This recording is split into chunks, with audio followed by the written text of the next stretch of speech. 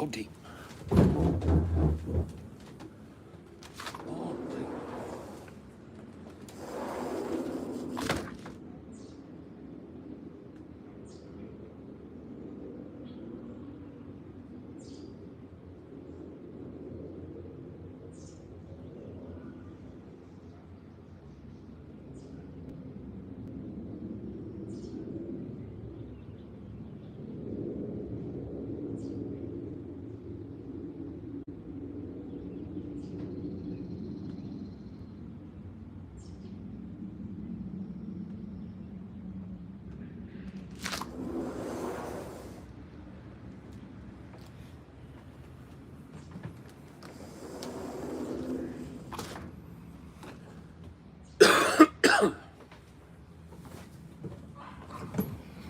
You coming out or what? Think you want to be in? You want to be out? You want to be up? You want to be down? You want to be wrong? You want to be right? You want to be black? You want to be white? Buck, buck, buck. See, that's eggs. That's eggs. That is what a hen who's squirting out some eggs sounds like. Alexander, my older brother. I've had the Arcade Fire stuck in my head for like a week. I made the mistake of playing it, and then now it's in my head. The second the second song on the Arcade Fire's album is called Leica. They are squirting them out, though. That is what they're doing.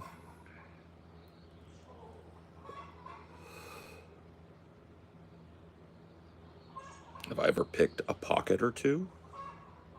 No. I've never lifted anything off of anybody. And I've only stolen one time. And I got caught.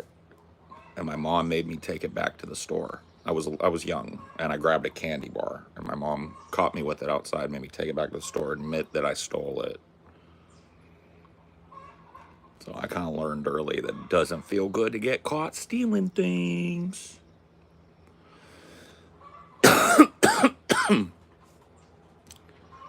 Seeing Wu-Tang tonight? Sick. Sick. So who's left? So you're seeing RZA, Jizza, Inspector Deck,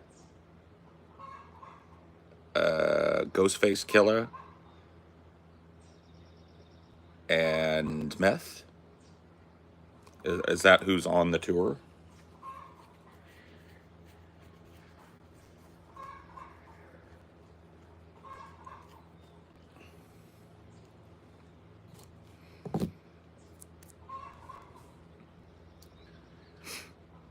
That is cool though. I'm jealous. I'm jelly. I'm jelly you get to go do that.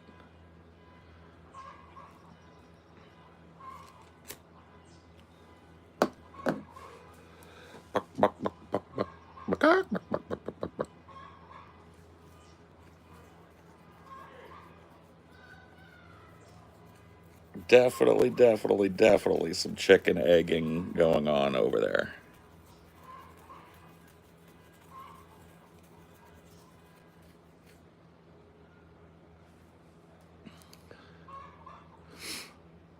Are you black?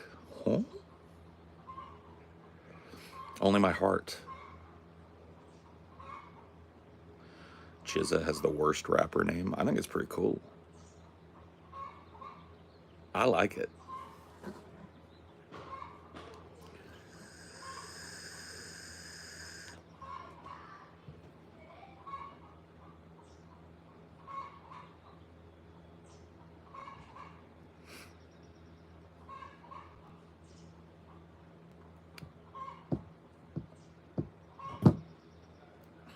Colder than a pimp's heart. Yup.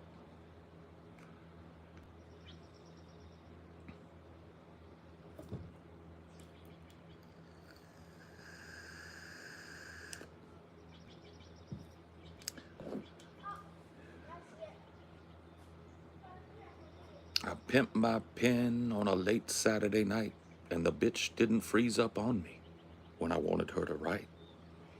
I pimped my pen in the hot California sun, and the bitch didn't drip, smear, or run.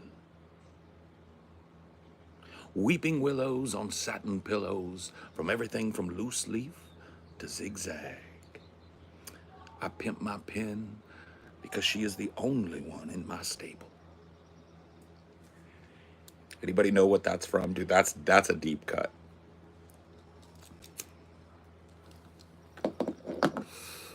I pimp my pen on a cold Saturday night, and the bitch didn't freeze up on me when I wanted her to write. I pimp my pen in the hot California sun. The bitch didn't drip, smear, or run. Weeping willows on satin pillows, from everything from loose leaf to zigzag.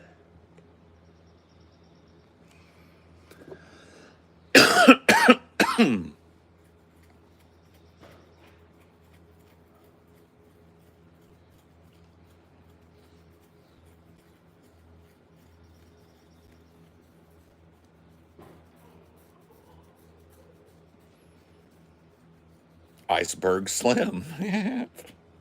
The dog pound, baby. See, there are some people out there who know.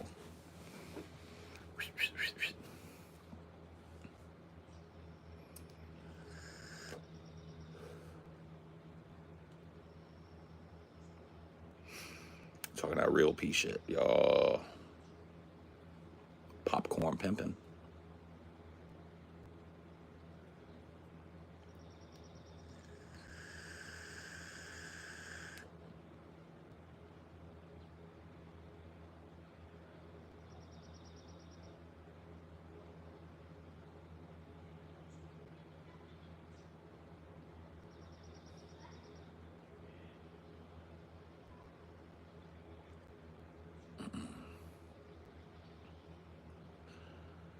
I think you know, Sean.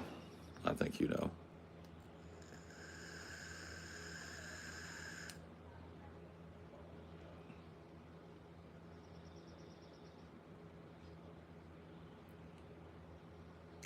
These hoes, they for everybody. Hi from London. Hello, cheerio, governor. Pip, pip, cheerio, and all that rot. What, what? What, what? Sun shining today there in jolly old England. What, what? Or is it a grey day in England? What, what?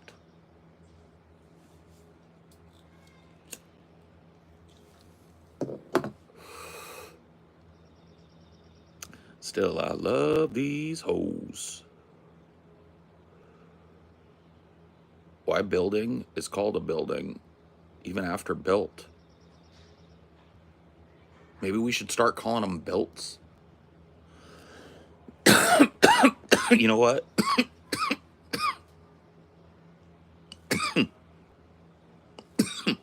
That's a good point. You make a good point. Why do we call them buildings? They should be called buildings when they're in the process of being built, right? Because you're building them. But we should call them builts. Like there's a big, giant, tall built being built. That's why we don't call them builts. That's why we just ran into it. We just ran into why it exists though. How would you tell somebody that there is a built being built? It sounds weird. It sounds weird as fuck. There's a big, giant, tall built being built.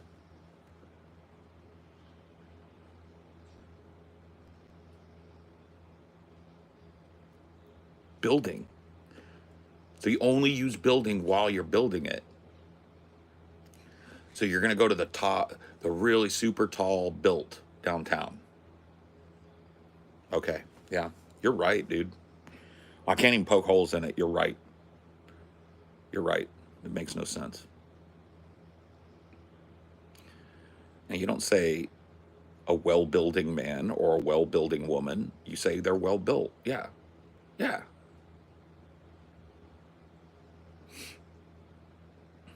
Yeah. You live in quite the build here. Oh my God, you don't know. You don't even want to know the truth of it, bro. Bro, what if I told you that the deck that I'm sitting on right now, that's a good 20 feet above the ground level, maybe not 20, maybe 15 feet. What if I told you that the deck that I'm currently sitting on, that is a good 15 feet above the ground, is not made with 2x4s. It's made with like 0.75 by 4s. Thin boards. This deck was somebody's personal project that they didn't get any permits to do, you know? And it's like, just one of these days it's probably going to fall and I'll break my neck. But then Amelia will get to be rich for the rest of her life, so.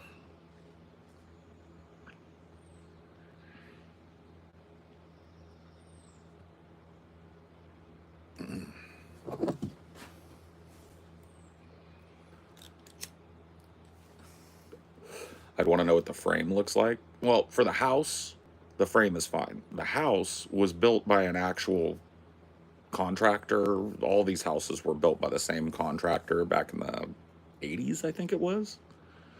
So the frame of the house is fine. But this deck is an addition that was put onto this house at some point. And it's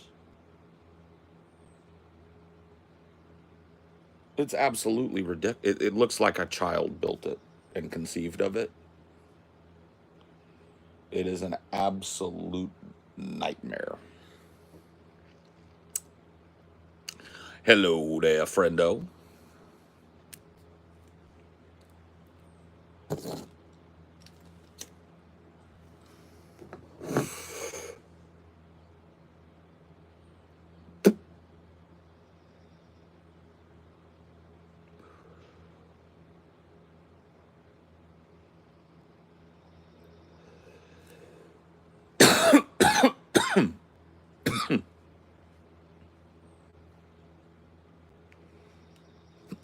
Can the landlord repair it?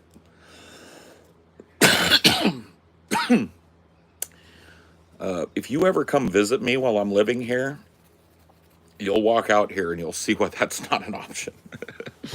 I don't know how I could show it to you. I'll show you guys something, right? I'll show you something like what I'm talking about.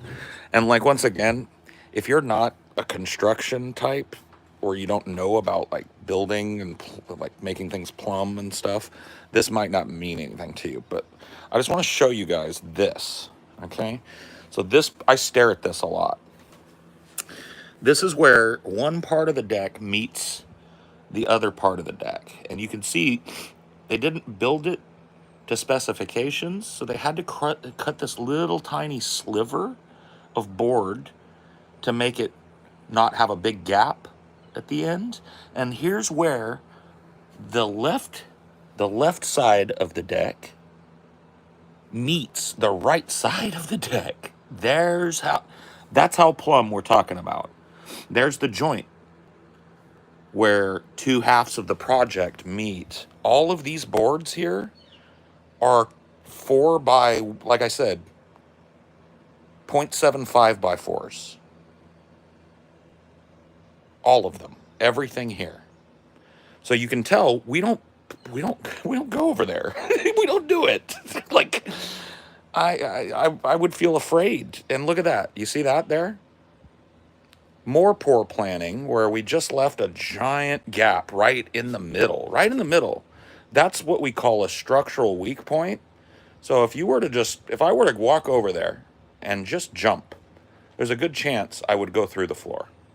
Once again, I'm 15 feet off the ground. This is not exactly a light fall off of this deck if I were to take a fucking spill. See, a lot of people think I'm right level with this. No. No.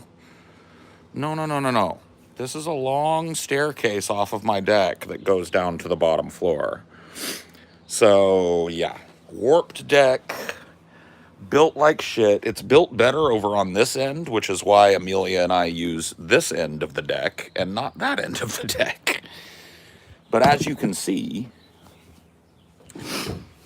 it's kind of a fucking mess, bro.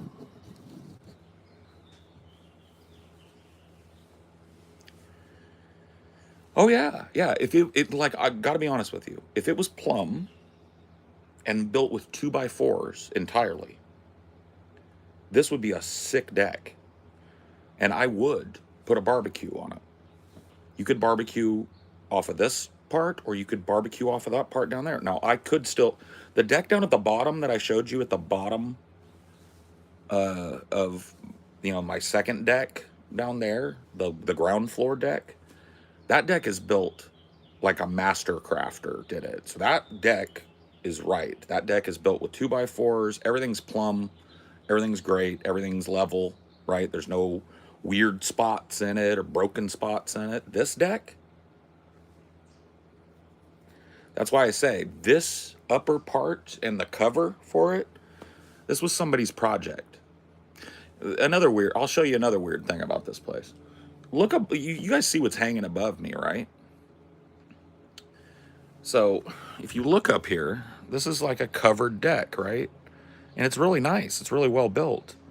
But I'm gonna move it like this, right? You see that? Right. You see that right there? That is the cover, and then that's the edge of my house and the gutter. So that braces itself by just laying on the roof of that.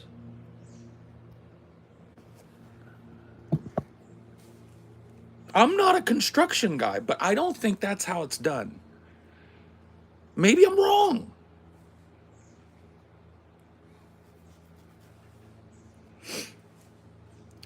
Where's the water draining? Well, it drains into the gutters on either side, right? Like, but it drips off where it can't drain. The deck never gets wet. So whatever they did it right. They covered it at an angle enough to where the deck never gets wet. Unless it's like a windy rain and everything gets wet in that, right? But like, I'm not so much worried about the water draining as I am just how is that braced onto the house? Because this has got a way. What would you think? Like, it's all heavy posts and 2x4s and big giant lumps of wood and shit, thick wood. I gotta say that's at least 800, 900, 1,000 pounds worth of shit up there. And it's just kind of like leans up against my house. I don't know.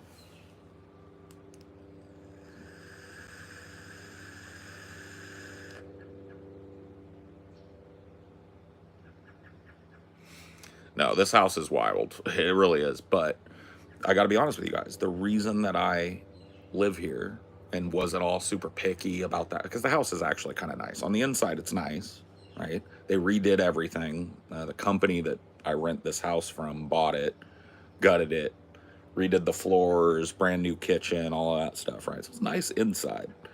But the build, but the reason why I don't mind is because I live on an absolutely beautiful little eighth of an acre, fifth of an acre or something.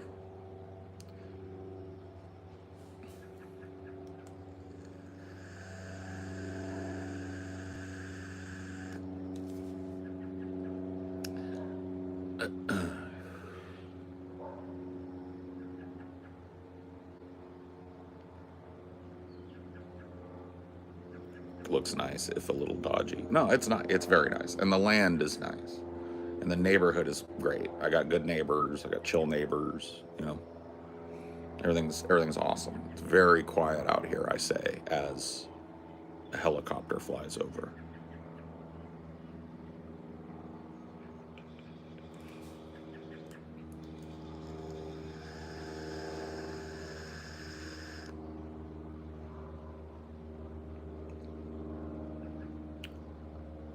Yeah.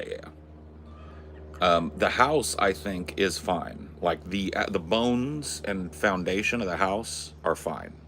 I think the house was built really well, and I think most of the houses out here were built really well, and they all look like they were built by the same contractor. So I think that that is not a problem, right? It is the stuff on the outside of the house, right? The additions that they've made and the crazy little way that they've made it.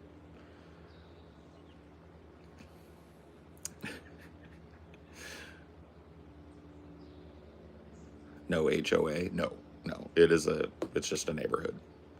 If there, oh, I'll tell you this: if there is an HOA, I don't carry the burden of it. So that's nice. I honestly, that's a good question. I don't know if there's an HOA here, but if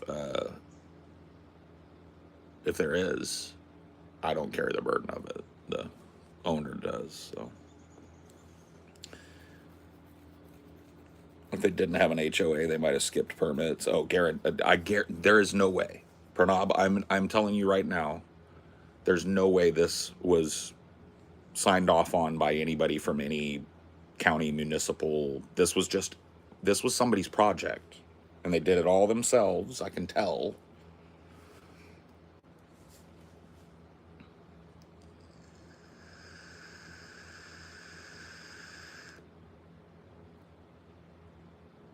At least it's not leaning on the eaves. Yeah, I mean, it's not right up on the eave. You're right. It is the what weight is on it is structurally on the house.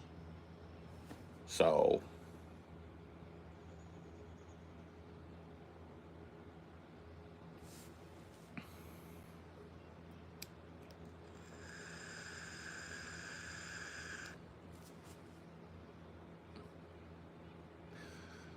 but I'm gonna need to get myself a dreaded electric leaf blower and get up there and blow out my gutters, I think, this summer. Definitely gonna need to do it before the winter.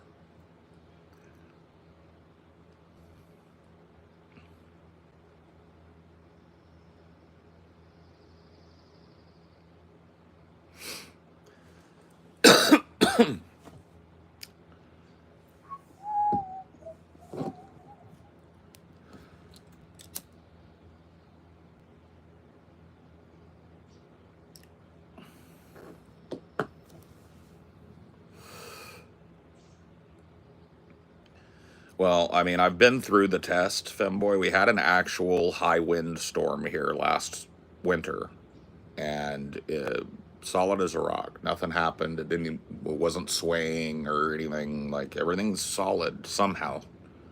So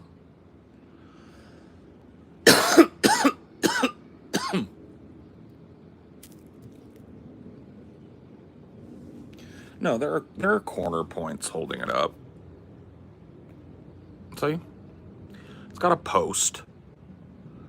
And that part, honestly, the thick post corners, this corner post over here, these look well built for the most part. It's almost like, to be honest with you, it's almost like something happened. Like he contracted somebody, right, to build the bones of it and to start on it, and then fired them and finished it.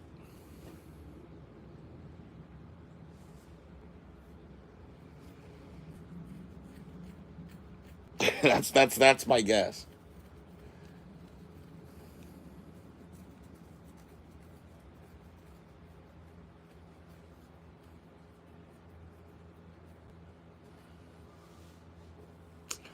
Am here now. Oh shit, he's here. Everybody, fucking show your respects.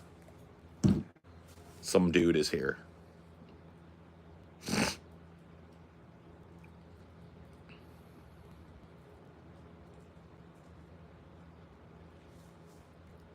Stop the presses.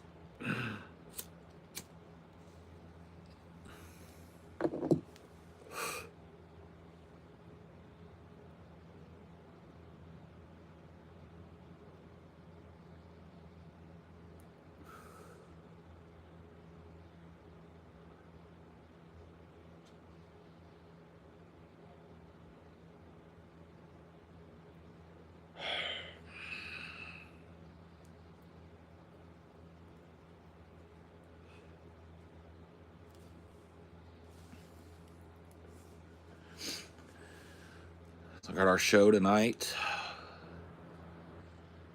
Well, today. In a couple hours. It'll just be night before it's over. Mwah!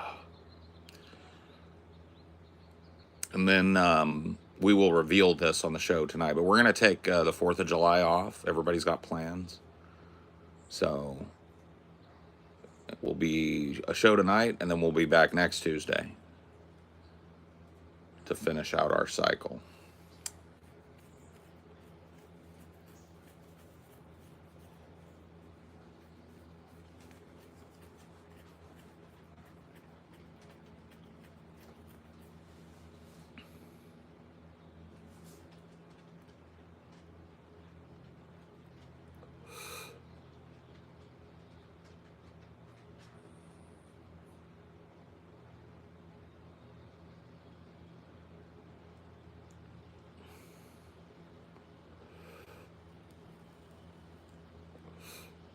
Oh, is it like Canada Day or some shit?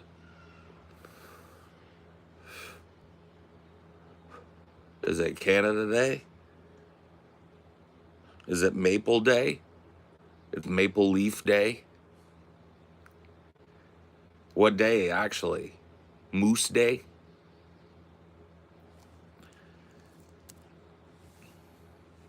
It's Canada Day. Crazy.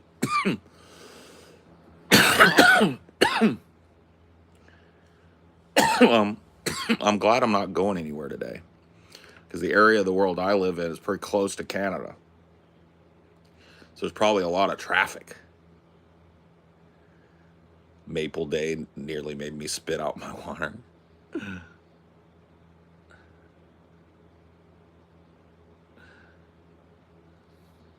Coach Day. Eh? You guys should have Day. Hey, it's Day, eh?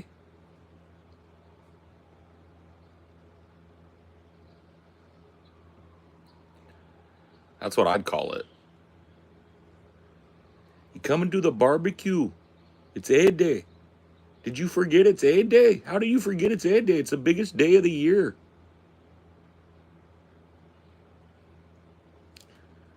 I mean, this is kind of a day. yeah. No, that's cool though. You got yourself a barbecue. I'm actually traveling. I'm gonna go somewhere I've never been before. Going up in the mountains to this little place for 4th of July. I think it's gonna be cool. I'm gonna watch the fireworks and hang out with Amelia and a few of our friends. It's gonna be cool. It's gonna be cool.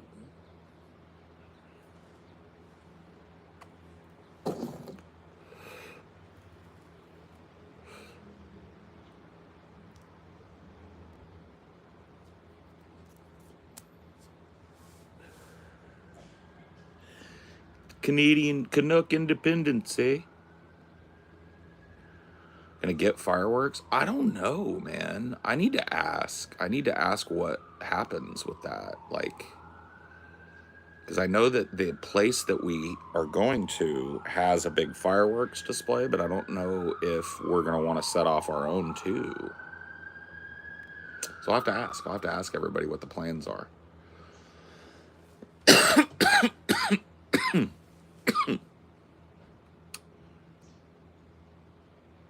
What do you put in your hair to slick it back?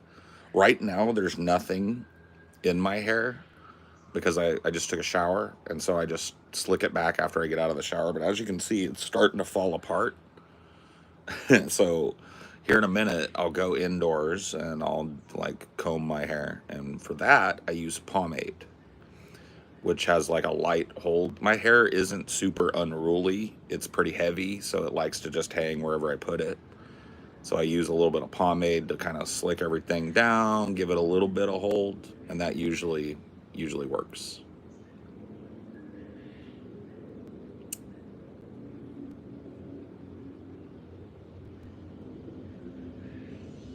Yeah. Have you ever asked your uncle if he knows that what goes up must come down or nah?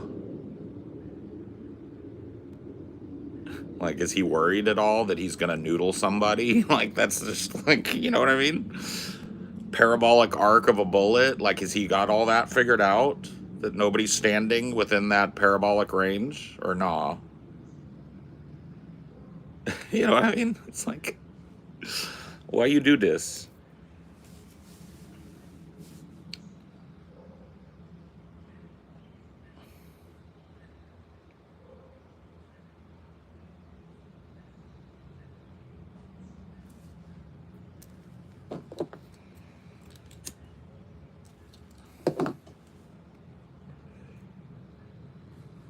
I did. His excuse was there's a 99.9% chance it lands in the ocean. Cool, man. Does he know that there's these things that float on the ocean called boats? Does he ever? Does that affect his percentages or not? I don't know, man. It's just wild. People are fucking wild, bro.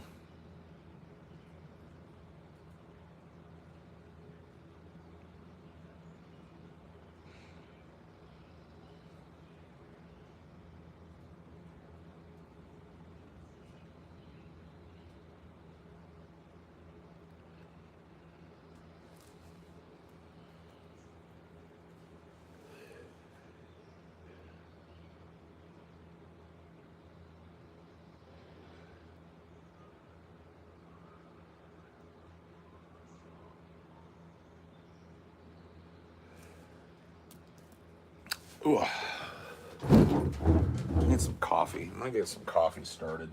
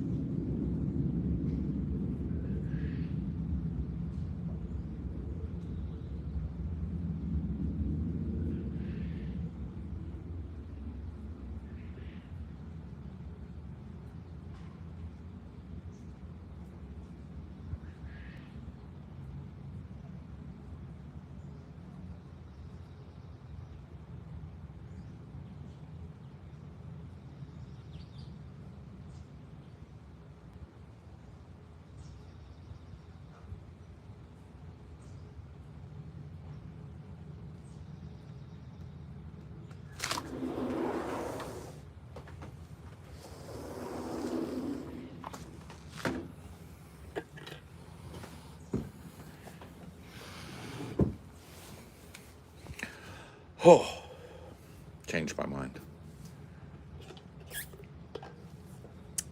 Felt a little dehydrated. So I'm gonna slug water today. I'm going to eschew the coffee.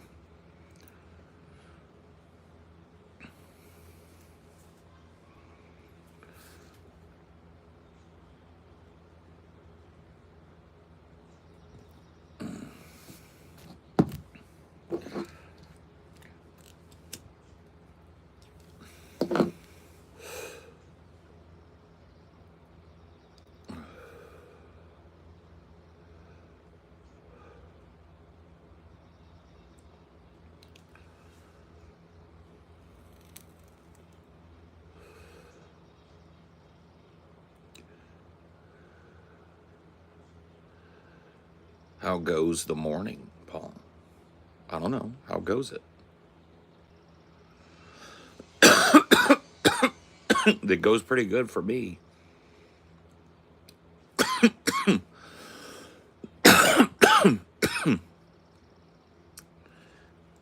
zonked out earlier than I usually do last night and slept later than I usually do, which is typically what happens when I have a correction in my sleep schedule. When it starts to get absurd, my body will do that. It'll be like, go to bed now. So hopefully I'm back in the normal zone again.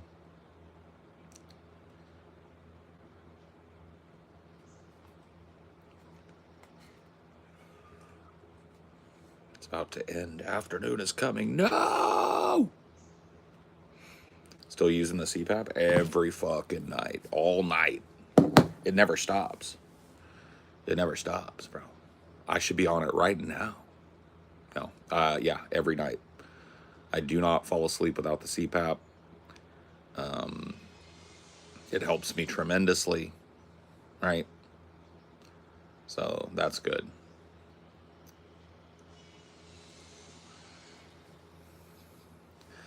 I think that, like, when it comes to energy level and stuff like that, the battle that I'm having right now is that I changed a few months ago upped the dosage on a medication that has the side effect of causing fatigue, right? And so that's what I feel like I'm kind of struggling against. That and being a fat guy, right? That also can be fatiguing. But I noticed a sharp increase in this right around the time that I upped the dosage of a medication that I take. And it's one of those things. It's like the increase in dosage helped the problem that the medication is. It's a depression medication, well, depression and anxiety. Okay, and about, like I said, about 4 or 5 months ago, I think I upped the dosage, and as that dosage has settled in, I've noticed that I'm sluggish, right? I'm a little sluggish. I'm a little more apt to get tired, right? But it's like the trade-off is that my life is easier for me to manage. I have less mental health kind of issues, right? Like noticeably less, and the ones that do come up are easier for me to deal with. So it's clear to me like the medication helps with the things that I take it for, right?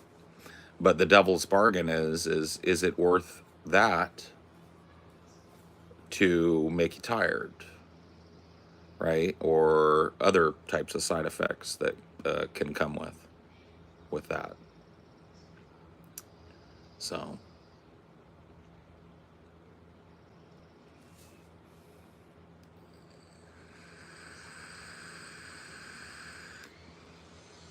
and I don't know, man. My answer for the last few months has been let's just see, like let's see. And I have to be honest with you, I'm so much like more well adjusted on the day to day in terms of not having panic attacks, not having these kind of depressive episodes, the arc, between those two things, right? My life has been so much better quantifiably so in that way. It's hard for me to argue that like it's not worth me being tired. It's not worth me feeling a little sluggish and it taking me a little longer to kind of like wake up in the morning. You know what I mean? Like all of those things.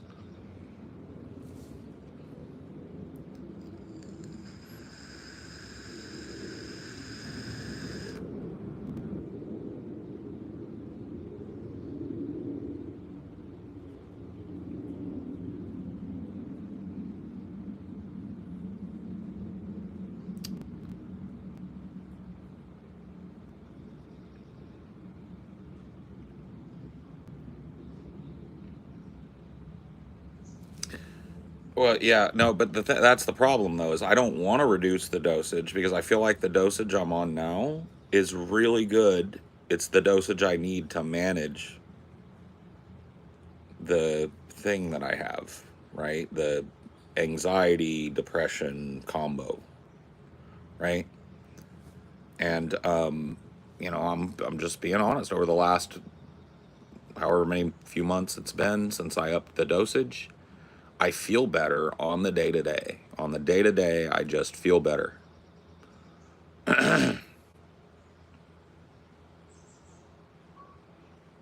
So that I kind of want to stay there, right? I kind of don't want to monkey with the dosage because I don't want to add in a little bit more anxiety. I feel like it's not completely and utterly gone from me. I don't think it ever will be. I still have a tendency towards those things, but I feel like right now at the dosage I'm at, I'm managing better than I have been in the last 10 years, right? In terms of my mental health. And so I'm kind of hesitant to monkey with the dosage any at all, but it just kind of comes with the territory. Like, you know, one of those things that this dose has its side effects.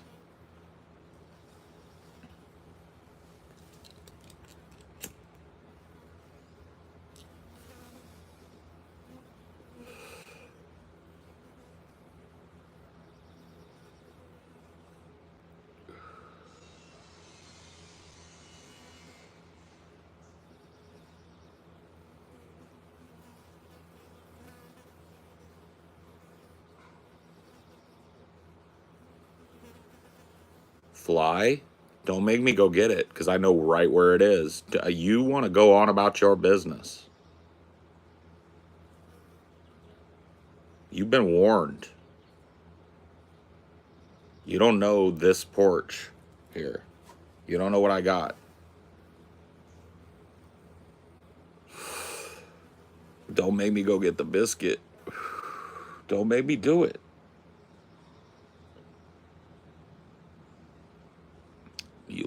No, the semaglutides or whatever. That's Ozempic or those types of things. No, I do not use any of those.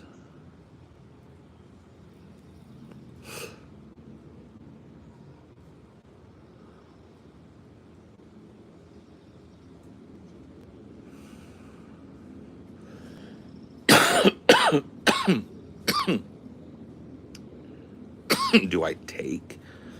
Not regularly, but yes. Right? It's not something I do all the time, but it's something I have done when I felt like doing it since I was a teenager. Yeah, so mushrooms, LSD, those sorts of things.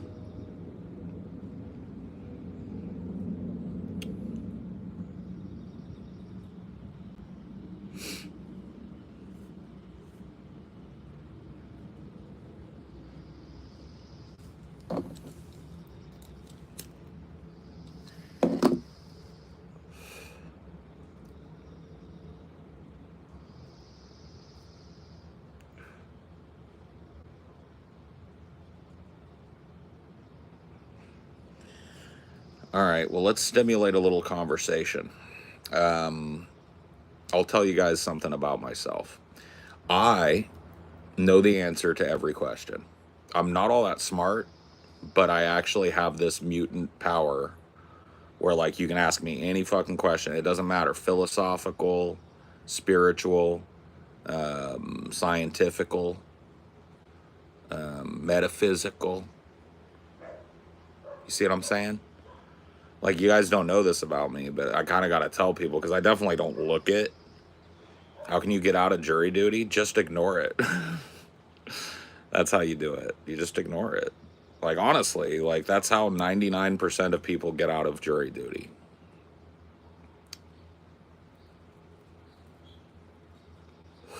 You American? Yeah, yeah. I mean, that isn't that obvious? But yes, just to like make sure, right? That's talent. I know. So it's like anything you want to know, I know the answer to. Okay? It's just a fucked up mutation that I have.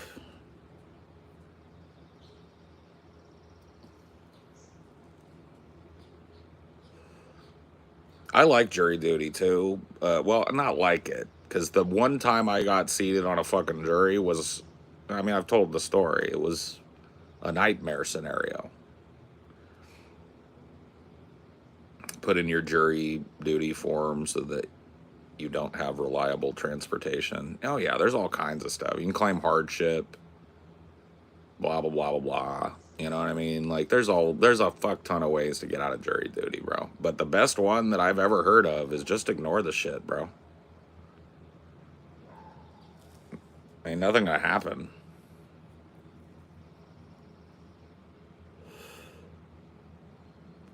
How old am I? I'm 45 years old and I'm married. Yes. Girlfriend is leaving rehab. Don't think it's the right fit for me anymore. What do I do? Get out now. Get out now. Like, that's the thing, is like a lot of people are stuck in these types of situations where they know they don't want to be with this person, but they're like, when's the right time? I want, maybe the right time is the moment you realize you don't want to be with that person. Why would you ever waste their time or yours pretending? Dude, the band-aid is not going to get easier to rip off 6 months from now. After you've wasted 6 months pretending you're in love, pretending you want to be with somebody, just so, you know what I mean? Like, it makes no sense. Rip the fucking band-aid.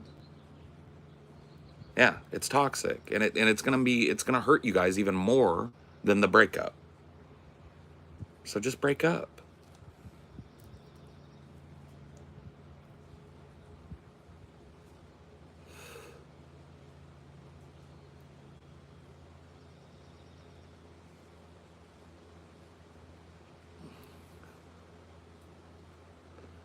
People would rather be with someone they don't like than be by themselves. That's true, but it's not good for those two people in those types of relationships. And you gotta, like, if you have clarity in your mind that like, hey, this ain't right for me, that's a sign, bro. That means you gotta go. You know what I mean? I learned that lesson the hard way, right? My life is, I never really dated in my life. I had a bunch of like long relationships, long.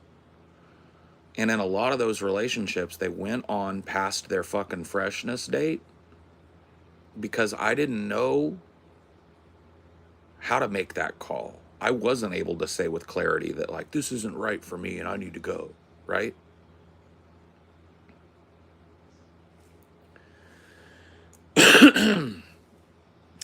Why do I keep going back to alcohol even though I overindulge myself and embarrass myself every time I drink? You are probably an alcoholic. And I'm just being honest with you. I'm not trying to like label you, and there's certainly nothing to be ashamed of in that. I'm not trying to shame you. I'm not trying to diagnose you, but what you described is an unhealthy relationship with alcohol that is typified in alcoholics, right? I'm not even trying to be fucking mean with you, right? I'm just letting you know. And this is just all experience shit. Yeah, it's a disease. I grew up around the disease. And what you're describing is the disease. You're describing the diseased relationship with alcohol that exists within an alcoholic. A lot of people think an alcoholic is somebody that drinks every day, all day. Well, that can be true. Some alcoholics do. But some alcoholics only drink on the weekends, right? Anybody that has an unhealthy relationship with alcohol, where they drink, they overdrink every time, and they make a fool of themselves, and they hate how they feel the next day. That's alcoholism. Yeah.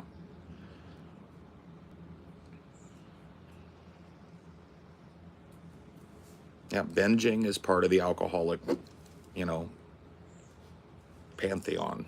It's part of what they do.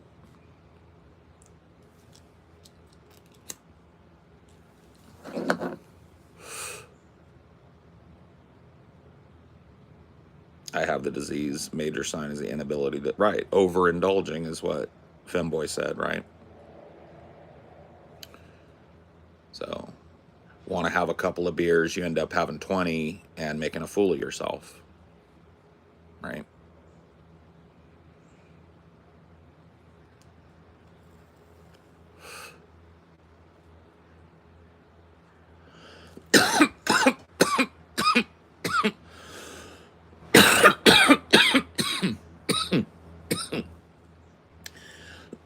Somebody asked if I recommend a 12-step program.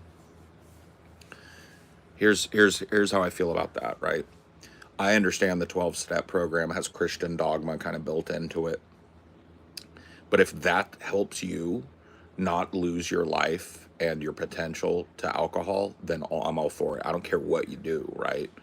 There are other ways outside of Alcoholics Anonymous to get off of alcohol if you feel you need help with it, right? And I would probably recommend to a personal friend of mine that they try some of those avenues. You know, psychotherapy, rehabilitation, those types of things work, and you can find outlets for those types of things that aren't religious dogma.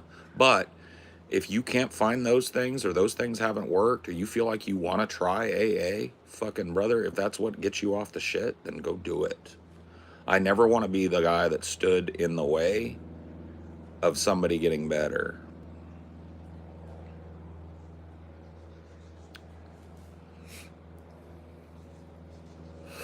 What was my poison? Opiates. Yeah. Particularly prescription pills in my 20s. Yeah. There was a good long stretch of my 20s where I was abusing opiate pills daily. And, yeah, I had to fucking... Now I don't take it. Like, if I'm going to take an opiate, it's in a hospital and I'm in excruciating pain, right? I just don't go near them because I know I have an unhealthy attraction and a propensity to abuse. Well, this is before fentanyl, right? Like, I'm 45 years old, so my 20s were the early 2000s. I turned 20 in the year 2000, right? So it was more Percocet, Valium. I'm trying to remember some of the other ones. Like I said, I had to walk away from those things. Oxycodone, those sorts of things.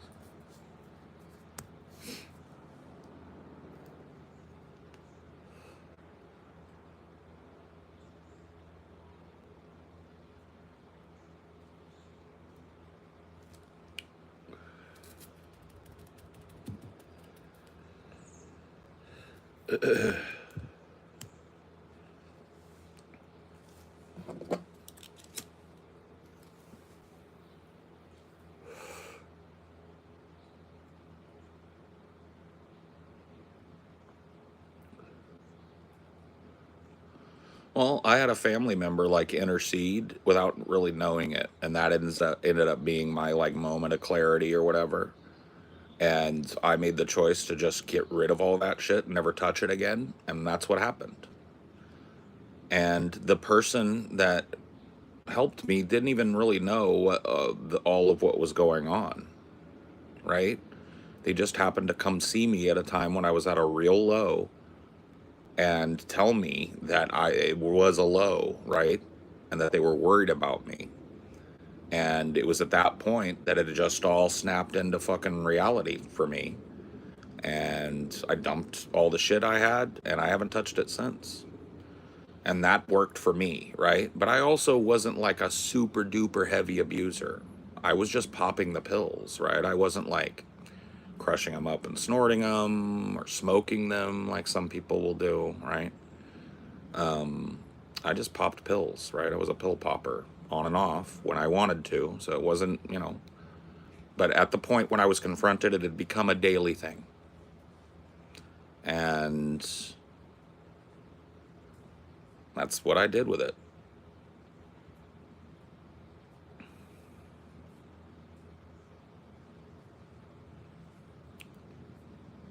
Pills and mixed grills, yeah. Yeah, well.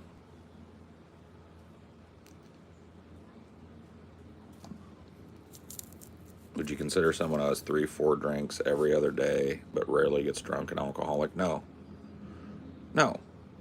Like if you could have a drink every day and not be an alcoholic, right? Alcoholism is not drinking every day. Alcoholism is having an unhealthy relationship with alcohol where you can't control yourself when you're on it. That's alcoholism. You can't control your consumption of it. You can't control yourself when you're on it. And you do things you wouldn't normally do when you're on it. That's what alcoholism is. You could have a beer every goddamn night. You have 2 beers every night. Right? No, not be an alcoholic.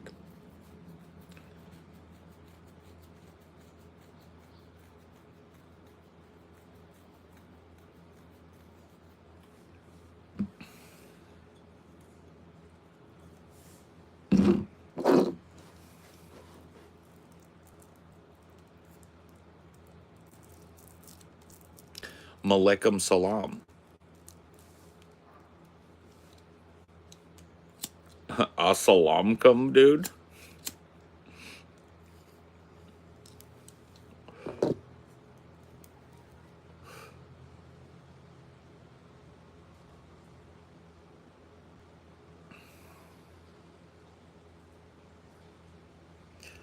Beer X2 every night equals, face it, alcoholism. No. I know that's what you'd like to say, right? I know that makes it easy, but no. Not at all.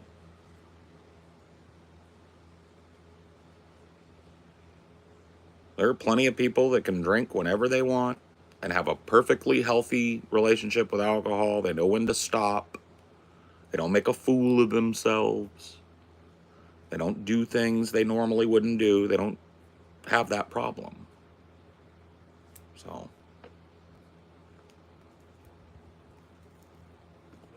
and then there are people that drink once a month that are alcoholics because once a month they binge and do crazy shit.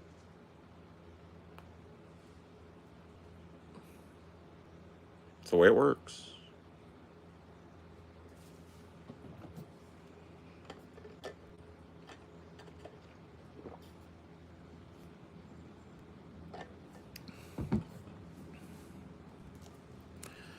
Do a backflip onto your mom. I tell you what, I'll do it. If your mom is my mattress to keep me from hurting myself, I'll do it. Alcoholism is waking up in the morning and downing 1 or 2 beers you put next to your bed the night before. Well, I mean, that's a stage of alcoholism, yes. And some alcoholics have to do things like that to make sure that they're fucking okay to get up out of bed and shit. That doesn't mean that that's the only stage of alcoholism, right? Like I said, you can be an alcoholic that drinks once a month, once a week. Totally normal guy, don't even worry about beer, but once a week, you get in it, you can't stop it, you make a fool of yourself. That's an alcoholic, right? Once a month, you do that, that's an alcoholic.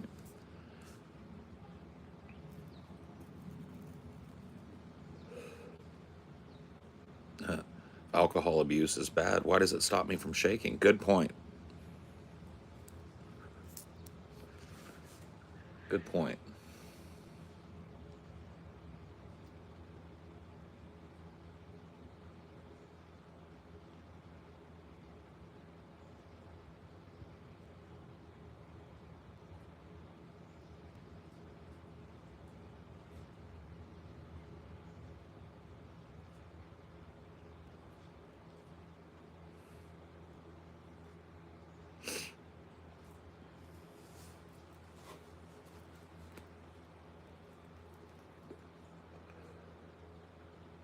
be an alcoholic who doesn't drink. That's true, yeah. Once an alcoholic, always an alcoholic, right? That's true, right? You're never like cured of alcoholism. It's something that you manage.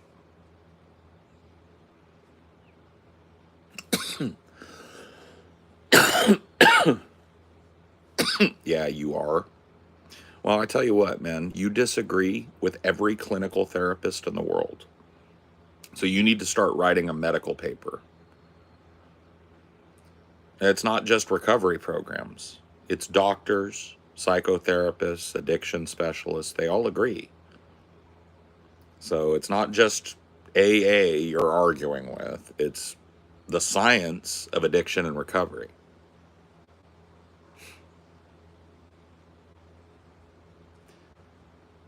Well, I'm a billionaire that owns a medical conglomerate. I didn't want to drop it because I just like talking to people here. So now what, Logan Shirley? Do you think your nursing school taught you more than I know?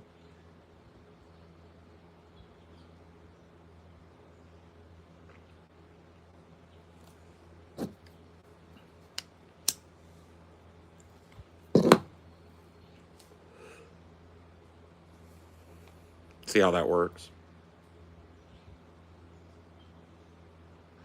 There's a reason why it's 6 years.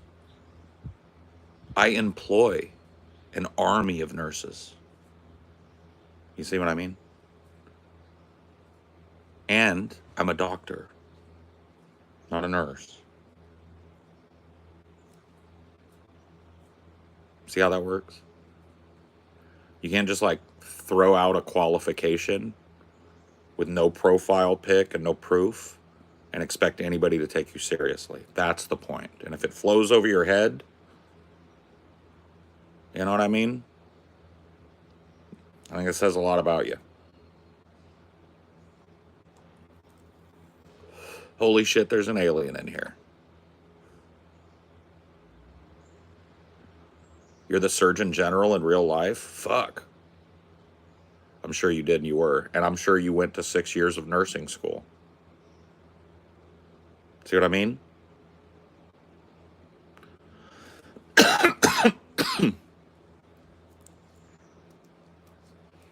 And I own $1 billion fucking medical corporation and I'm an MD.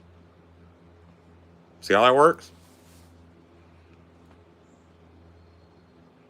Doesn't work as a nuh-uh, bro.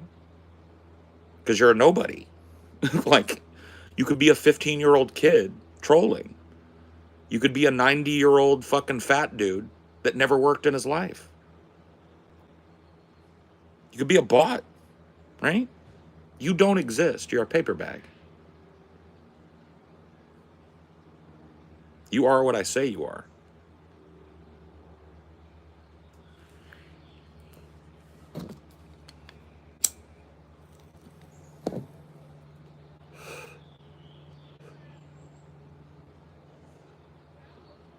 No, I'm not.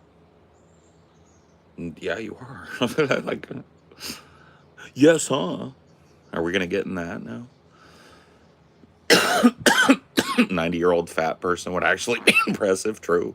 But it's possible. It's possible.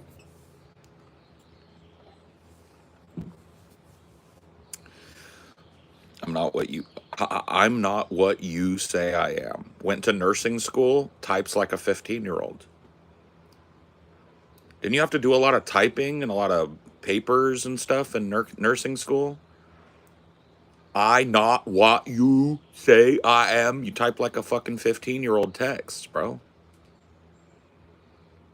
You want to tell me you did 6 years of nursing school and you type like a 16-year-old text? You see, do you get the point yet? Pretty sure 6 years of nursing school and you'd have a stack of papers about as tall as I am that you'd written. But you type like a 15-year-old. So, you see what I mean? You are what I say you are.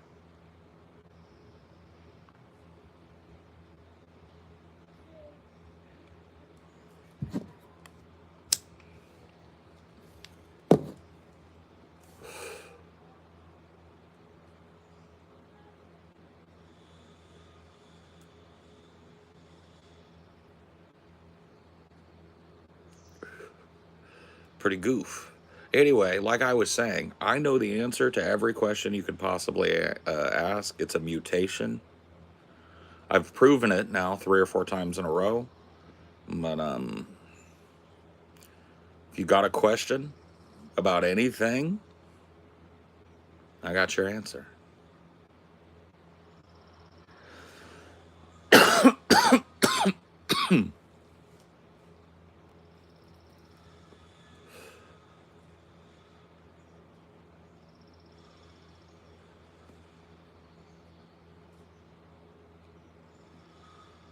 Good evening.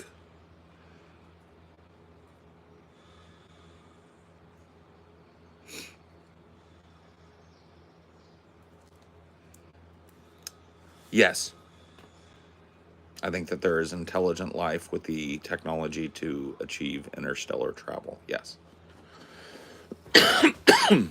That's just like a probability bet for me.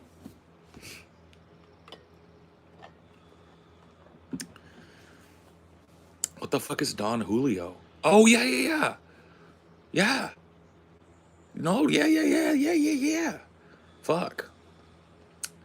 You talking tequila? You talking to fine tequila? Senor. I don't know if they'll let you like bring it into the event or let me drink it at the event, but you better believe, yeah, man. What am I gonna say? No. No, senor. I don't want no tequila.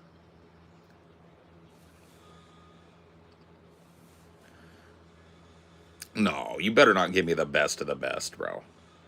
Bro, don't give me the best of the best, bro. Don't be doing that shit.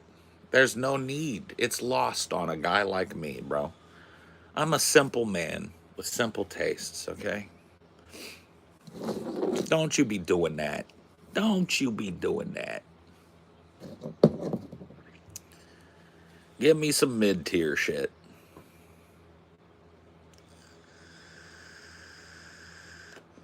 Well, fuck me. The crew. You know, it might be, I don't know how that works out, though. Because we're all going to be flying.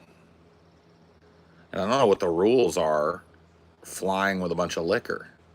Can you just, like, well, I guess you're going to be probably flying in with it. So I guess that works.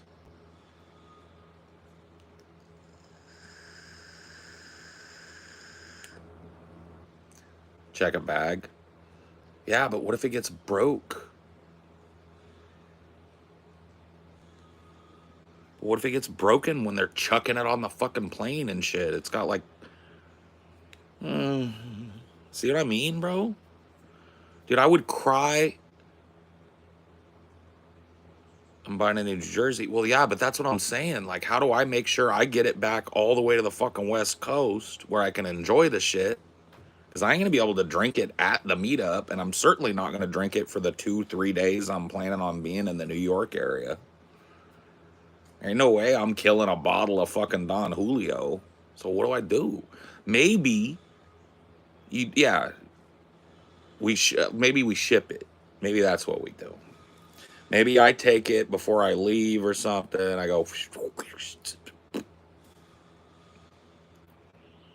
oh man, but dude, I would cry if I got home and my bottle of Don Julio was shattered all over my clothes, bro. That would be the fucking end of me, bro. So no, like, let's not, bro. You can mail me one, and then you mail the guys one, right? Like if they're not comfortable giving you their address, I have it. You mail me their shit, and I'll mail it to them. Your UPS guy is gonna break it. I have a new UPS guy. That guy doesn't do my neighborhood anymore. That I think, but just because, dude, that's what I'm saying, Pranav. The only reason I appreciate it, but it's like, dude, if that shit gets broken, I want to be able to blame somebody and get you your money back. You know what I mean? Like I want you know. So we'll ship it, fragile and all of that, right? I'll do that. We'll do that up.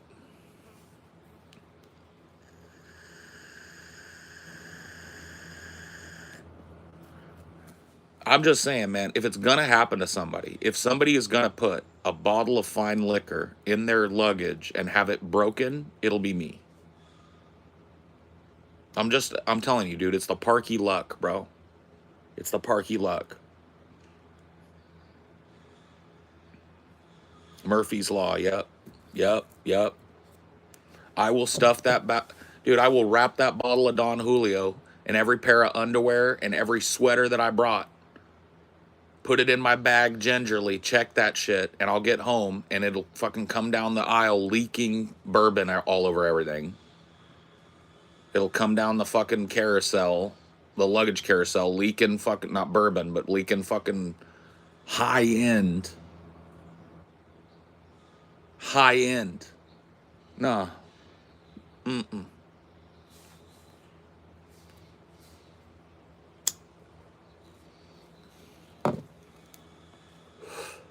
So I think that's what we do, bro.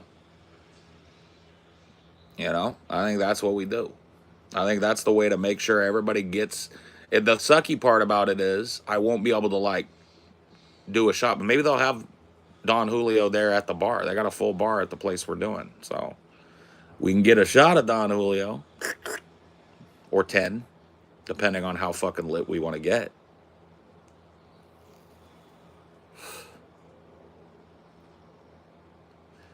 Keep doing what you're doing. I will.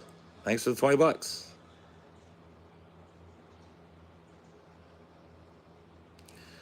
Yeah, I haven't stopped for 10 years. Why? Technically, I haven't stopped for 20.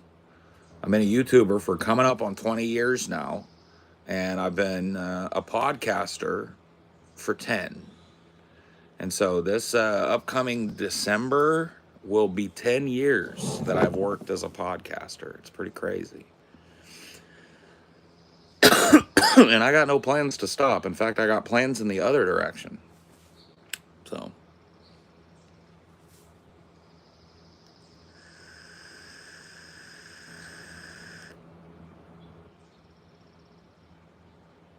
Well, there you go. There you go. Then I think we figured out what we do. All right, we'll figure it out.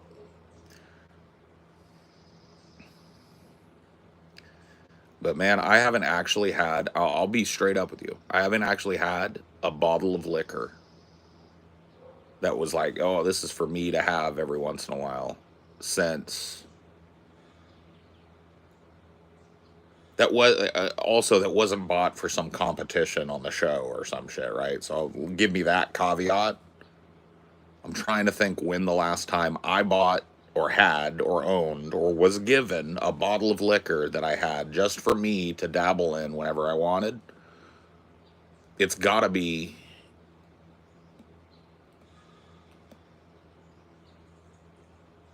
Dude, I wanna be straight up about this, but I'm trying to think. I think I was married the last time to my ex. So it had to be like 2014, something like that. And it could have been way before that because I didn't really keep liquor around at that time. So it could have been way before that. It could have been like 2008. You know what I mean? Like, for me, like, I don't know, man.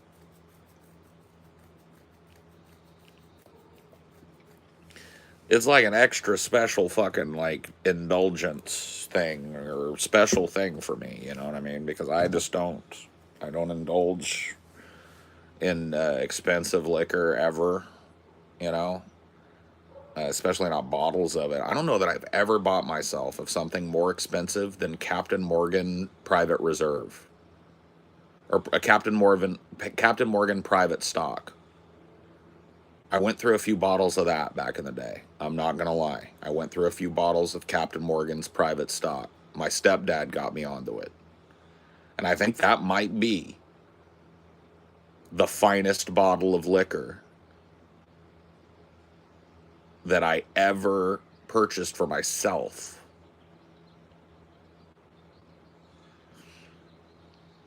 Well, I try to be, dude. But, it ain't about deserve, man. Your friendship is enough of a gift for me.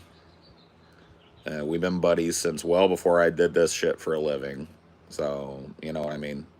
and I'm not a materialist person, you know what I mean? And so that is just you coming to the show is cool.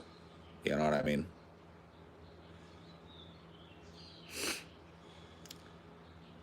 Bro, see, that's what I'm saying. I'm so not hoity-toity about liquor that I don't know that I've ever had that fine of a fucking thing. You see what I'm saying? I don't know that I've ever had that fine of a thing. Like I've had Grey Goose vodka. I'm trying to think of like fine liquors that I've had where I went like top shelf and I know what it is, right? I don't know, bro. Like I've drank rock gut my whole life. I love tequila, but I've never had like top shelf fucking tequila. I don't even know what the difference between a Nejo and fucking the other one is, bro. I wouldn't even know how to answer the question. That's what I'm saying. Like it's a gift that's almost lost on me. And see, I don't drink whiskeys or scotches. I just don't like them at all. So I don't know anything about them. I don't know anything about the quality of them, right? And when I was like a binge drinking teenager and in my 20s, college age kid, right? Like, yeah, dude, fucking, if there was liquor on offer and there was a selection, I was going tequila every time. Tequila is a good drunk, you know? But as far as like, when's the last time I even had a shot of tequila, bro? It might have been the last meetup. And I don't even know if I had one then. It might have been the last meetup. Yeah, Cuervo. I've had a lot of Jose. You know what I mean? I don't know that I've ever had super fine. What's that one that comes in the crystally bottle? I think I've had a shot or two at Patron. Yeah, Patron. I think I've had a couple shots of Patron.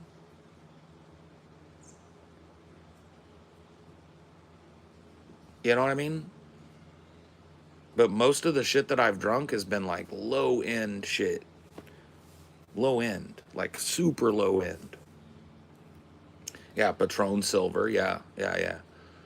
I've had a couple of shots. Well, I've probably had a whole couple of bottles of that over the course. Does talking about strong alcohol make you want it? No, no, not at all. Um, yeah, I have a drink, a mixed drink, typically. Once in a blue moon, like when we go out to dinner or something, I'll have a mixed drink.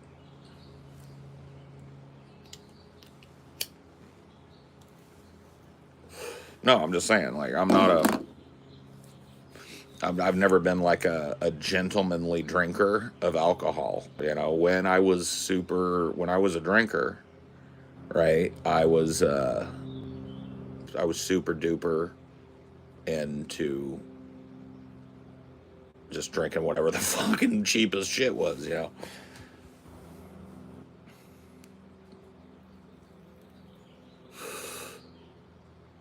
Fireball or JD straight from the bottle because I have no class. Based. That's based.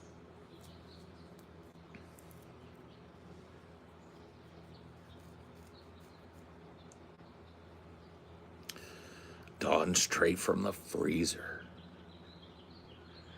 Chihuahua. Well, it'll be interesting. It'll be interesting, that is for sure.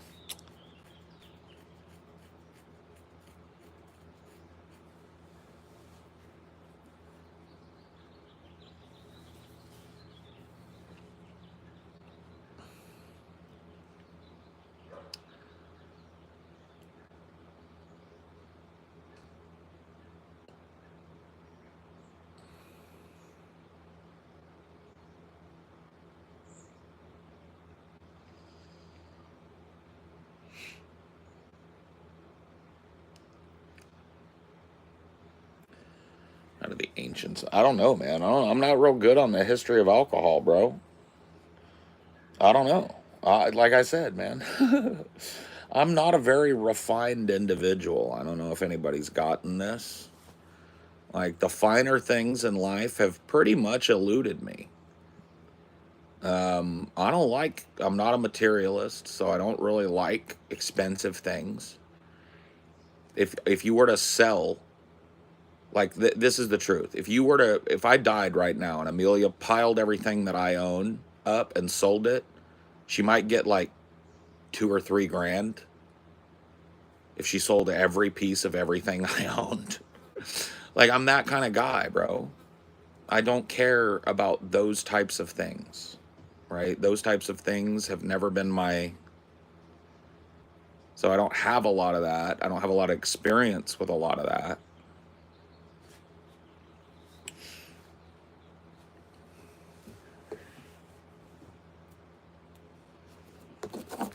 I don't know if minimalist applies to me, because minimalist is almost like maximalist in terms of aesthetic, right? Like, to get a minimalist style, you have to have very specific types of custom things, right? You know what I mean?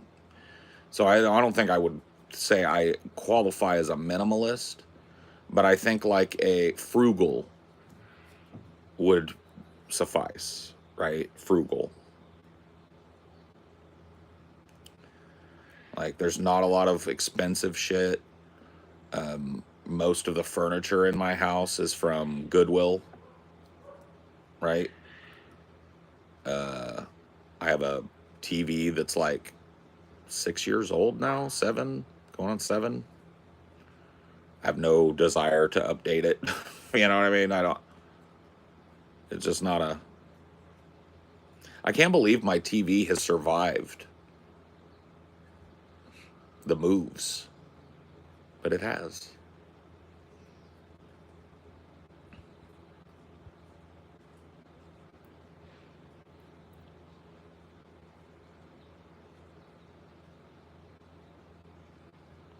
Should have protest something in your younger years? If so, what? Yeah.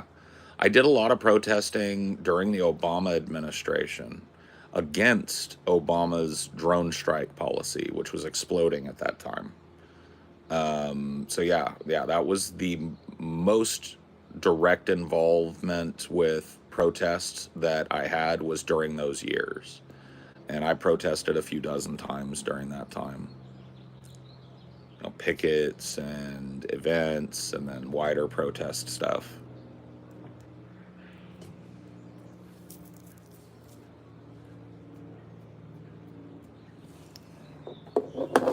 Well, I was so blown away. Like, that's what I did, because I was feeling like this real political despair, because I had been up until that point the really staunch, like, vote blue no matter who, get the Democrat. And Obama, I thought, was the culmination of that strategy. It was like, finally we're getting a progressive. Finally we're getting somebody that's fucking real.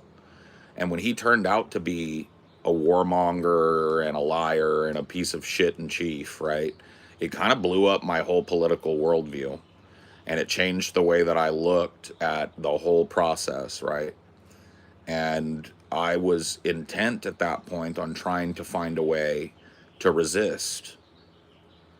And I went out and I did the protest stuff, and joined a local protest organization that was an anti-war organization, right? Because that's the closest thing I could find for people that were hitting the streets on the regular, right? And I did that, and I found it to be pretty fucking demeaning. A lot of the times we protested around the little town I grew up in, and people I didn't even recognize would drive by and yell my name and boo me and say shit like, your parents would be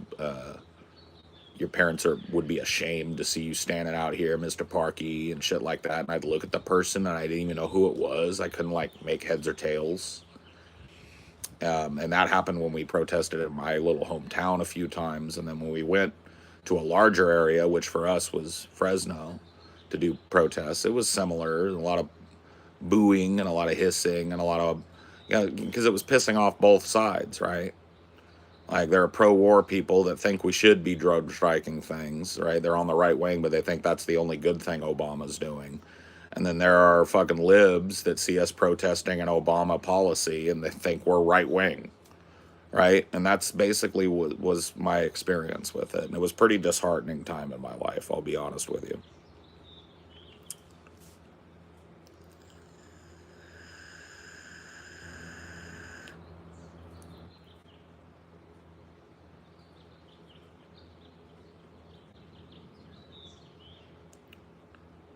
Do protests really work? Yes.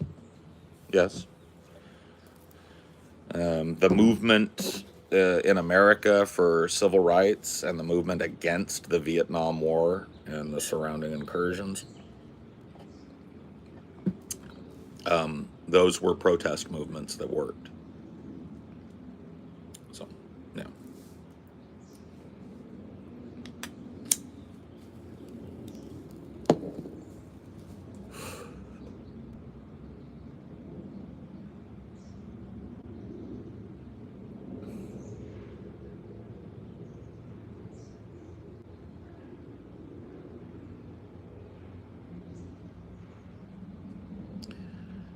Some people like to sleep around and will never settle down. I don't know. Yeah, probably. That's cool too. I'm glad that people do that. I'm glad that people do whatever the fuck they want. I guess one good thing came out of Obama finally understanding how politics played in the U.S. Obama was my first presidential election that I was only old. I think you're saying old enough to vote in, and I got burned right out of the gate. So Katy Perry for president forever. There you go. No, I mean it's true.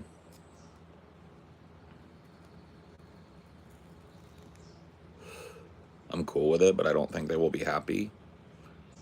How do you know that? Like, what makes you what makes you think that? What makes you think a person has to settle down and do things traditionally in order to be happy?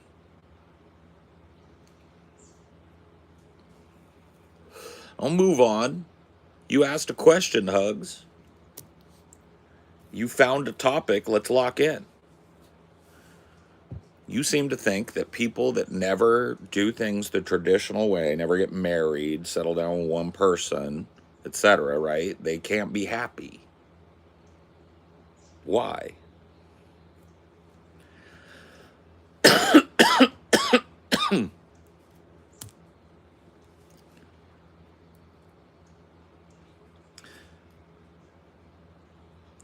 Are Muslim men with many wives happier than Western men with one?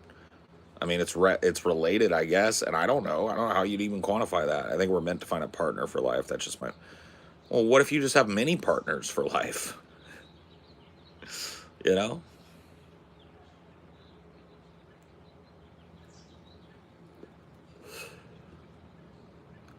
I got to tell you, man. At this point in my life, right, I'm genuinely happy that I never had children. Right, genuinely, I couldn't be happier.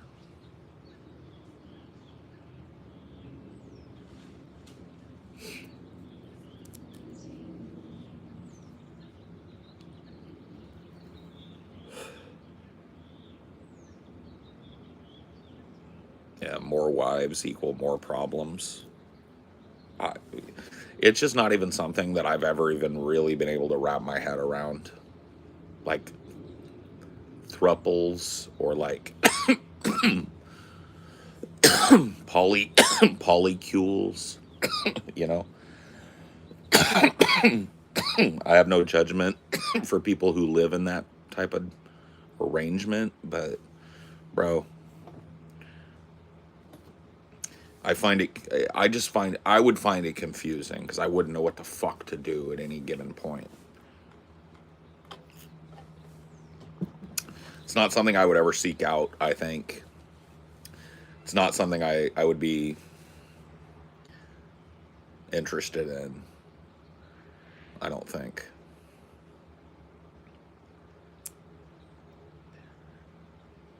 Just because it's something I don't understand doesn't. Yeah, right. That's my point. Is like I don't get it. I can't wrap my head around the dynamic of it, but I don't judge people that are in it. I'm certain that there are probably people, lots of people in those types of situations that are just as happy as the next person.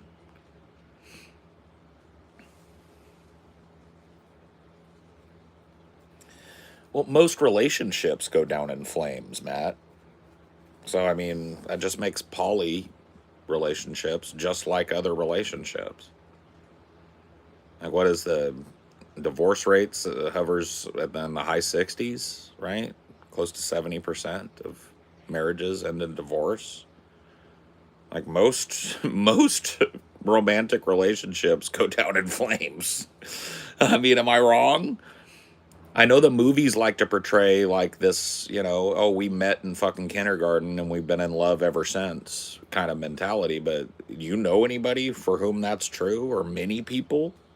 You might know one little old couple that's been together forever, but yeah, dude, not for our fucking generation, bro, and not for the generation before us. Our parents certainly didn't keep it together, did they? Or am I wrong?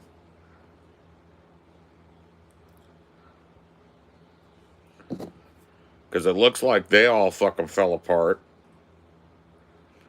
Our generation fell apart. The Zoomers are falling apart. So it seems to me that most romantic entanglements end in flames. That's kind of part of the human condition, right? You love, you lose, you let go. The three L's, right? And people are caught in some part of that cycle pretty much all the time. You know? Statistically, it's just the truth.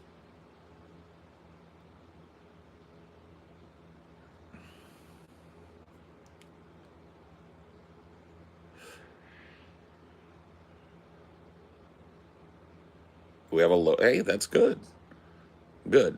We have a lower divorce rate compared to our parents' generation, but it's still a pretty fucking, it's worse than a coin flip if you take it, now case by case, it's different, right? I know a lot of people are in real strong, long term relationships and probably won't go down in flame. I'm not saying it can't be attained. I'm just saying, on the average, most people got a couple of real bad fucking skid marks in their past, bro.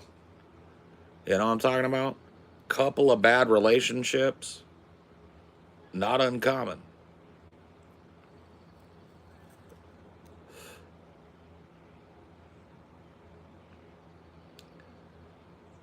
The leading cause of divorce, financial disagreements, is what I would guess.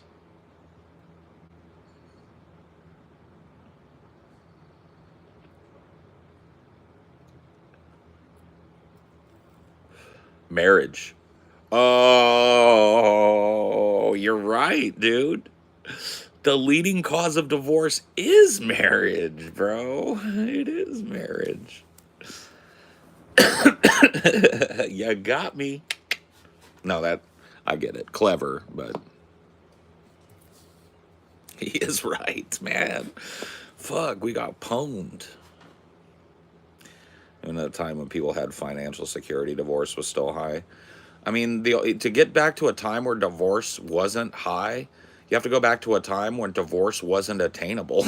You know what I mean?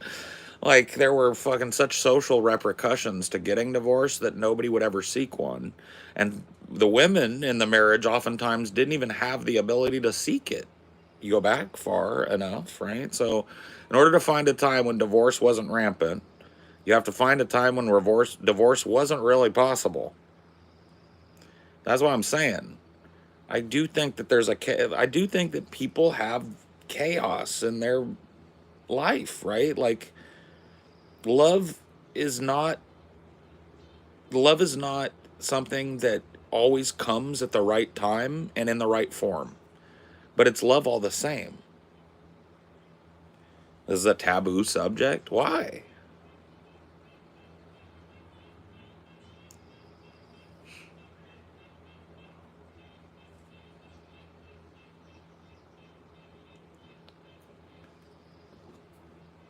Yeah, love is not logic, and logic is not love, right?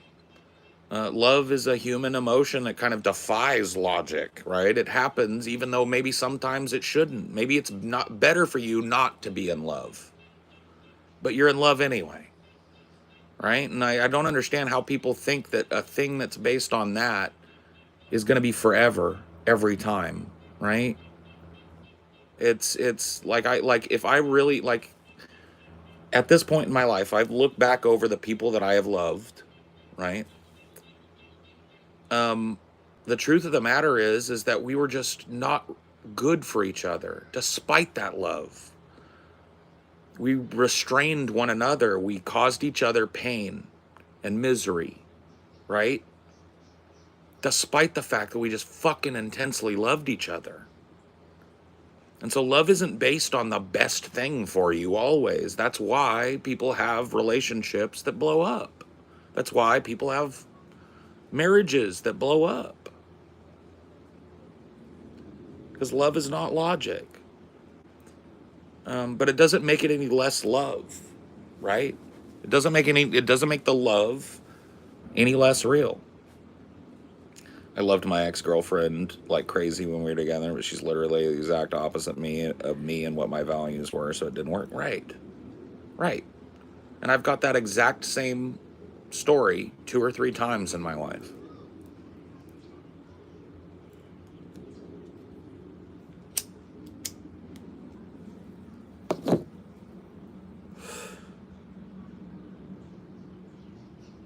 Well, it's okay to believe in forever, but it's okay to also understand that forever, what feels like forever isn't always forever, right?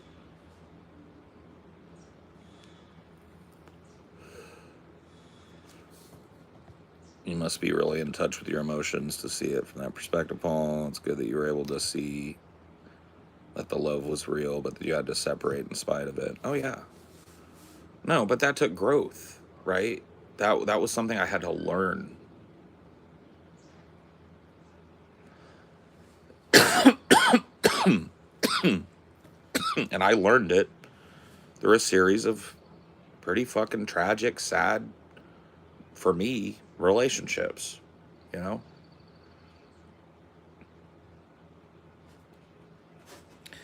Hell yeah, emotion gets in the way.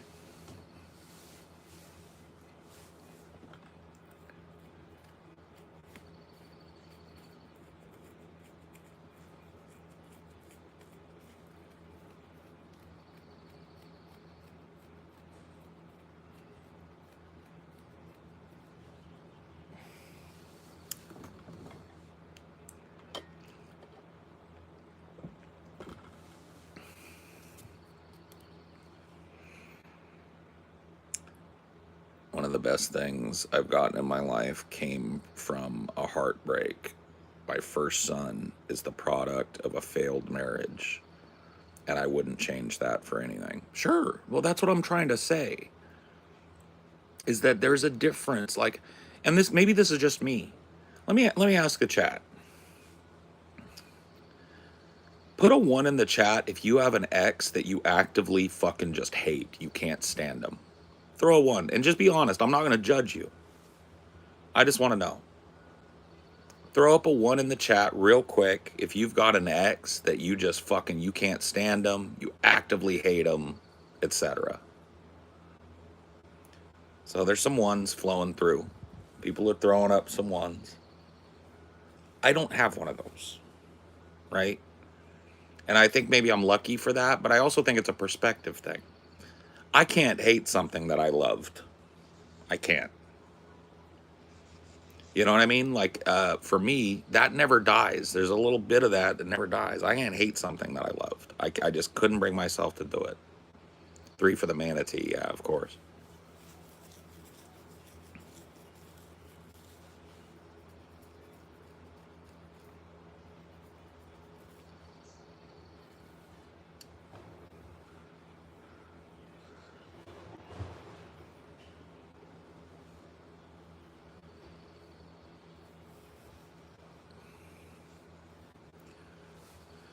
Well, hate her, but I wouldn't wish harm on her, but it makes me angry looking back. So yeah, hate.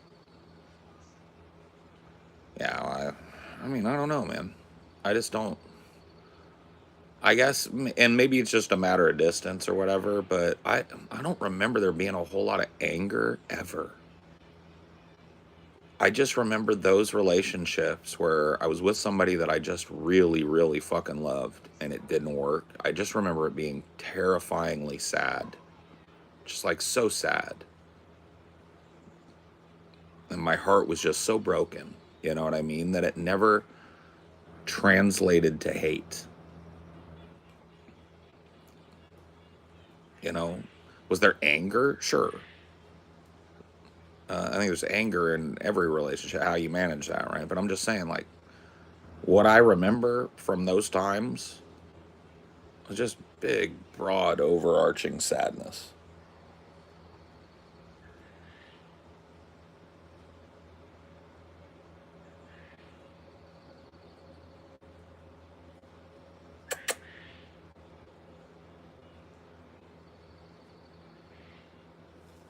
D.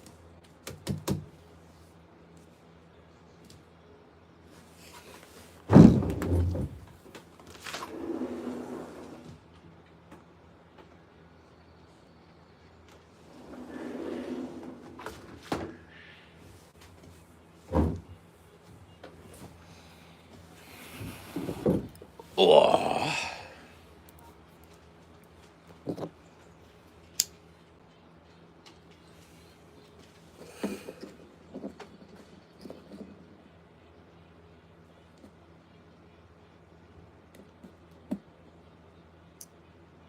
always more sadness and regret from any past ones. Usually any anger, what little of them maybe just comes from here's where what I fucked up, man, I was stupid. Well, yeah. I mean, yeah, for sure. I mean, that's a healthy way to look at it because if you, I feel like a lot of people maybe that carry around a lot of hate for exes never ever put themselves in the picture. It's always here's what they did to me.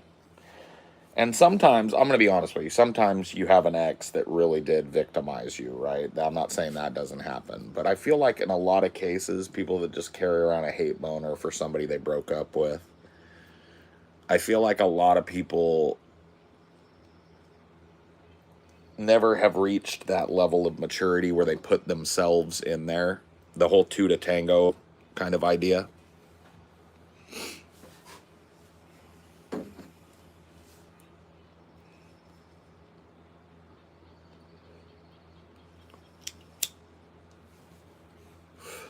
Took me a long time to learn that, Lee. I used to be a person that carried so much fucking guilt in my life. And a lot of that was just self hate, right? Like, I've never hated an ex, but I have hated myself. And it took me a lot of years of therapy, man. A lot of years of therapy to unlearn that unhealthy mechanic of self loathing, blaming yourself, carrying guilt for every little fucking thing. And to learn the healthy balance between letting go and standing on your principles and all of that shit. Yeah.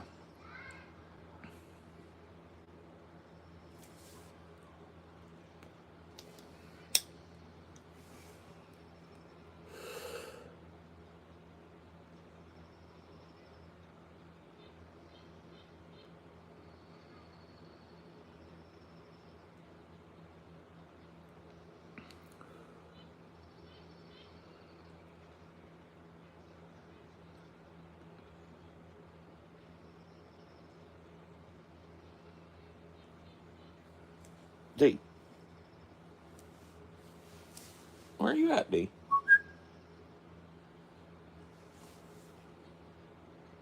Where did he go? I would like to know.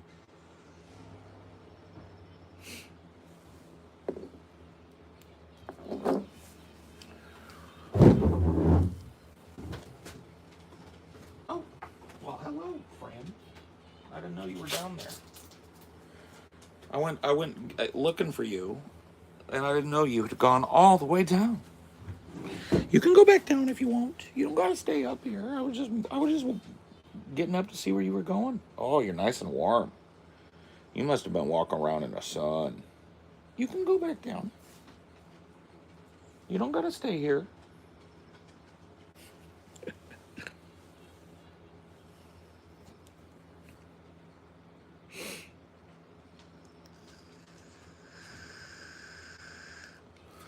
I have a natural inclination to be spiteful, so it's hard to let go when I perceive myself as being wronged. Yeah, I mean, I guess I can identify with that a little bit. But to me, spite is not hate. You know what I mean?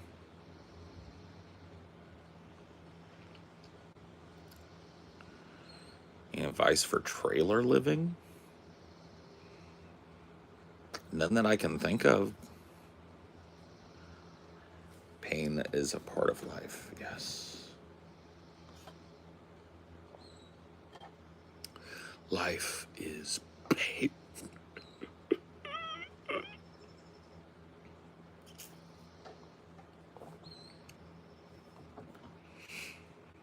What? The trailer bitch? Oh yeah, that's right. Yeah, Phoebe's got trailer advice. Phoebe would be able to get you some trailer advice for show. You should go subscribe to Phoebe.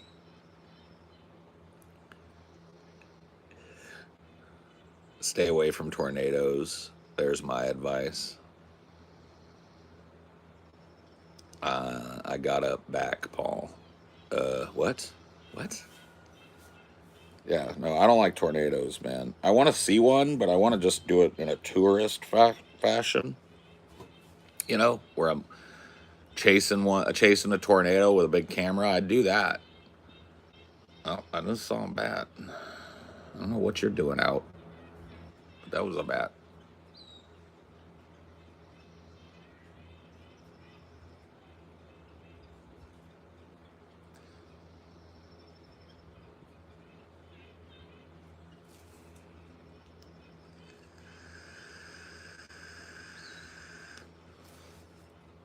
Have you done your have you put in your chapters yet, Phoebes? You gotta do that. You gotta do it. It's gonna make that the one that people want to like come back to because they can find certain parts of it. Ever see the short of that crazy guy that jumps into a tornado in the desert? No.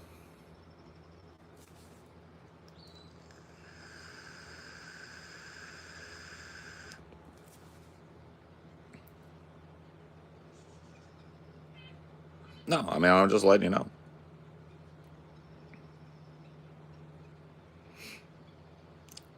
Giant vampire bat. Yeah.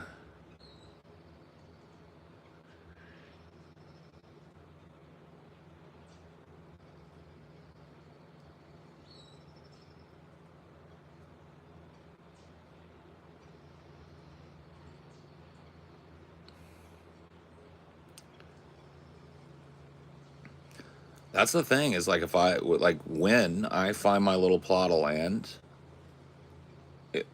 like the trees that are near my house and stuff, I'm gonna put bat boxes on them.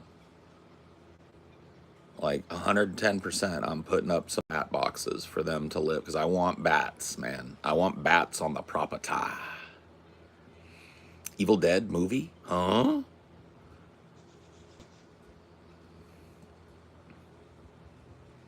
Son, I'm never coming back. Tell your mama I'm dead.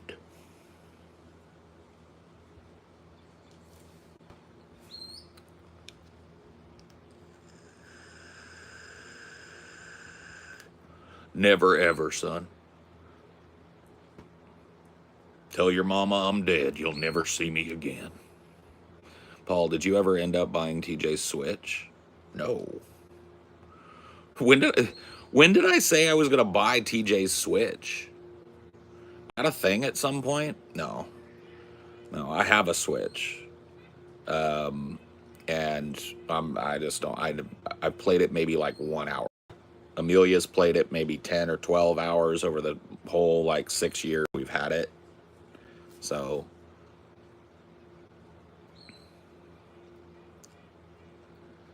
like 5 years ago on a podcast I was watching last night.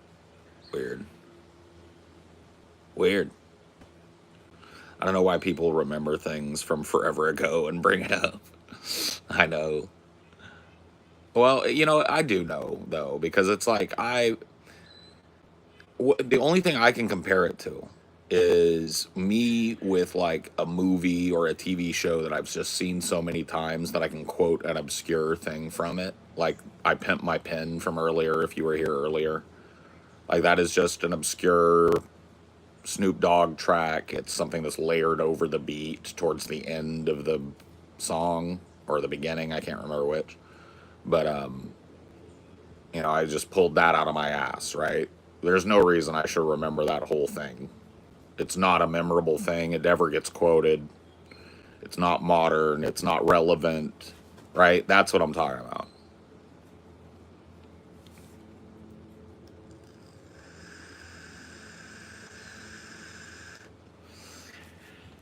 Well, yeah, I mean, bro, I don't know, dude.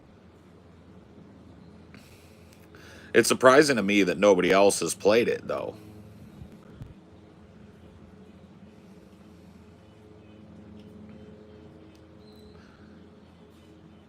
Maybe they've got their own. Save the Switch pristine till year 3575. You know what? That's actually probably a smart thing to do. Like, just keep that pristine Switch that barely has any hours logged on it, put it back in the box, and keep it until I'm almost dead, and then pass it along to my wife, and then she keeps it till she's almost dead, and then she passes it along to somebody younger in our family, right? And by that time, it's probably going to be worth a few grand, at least.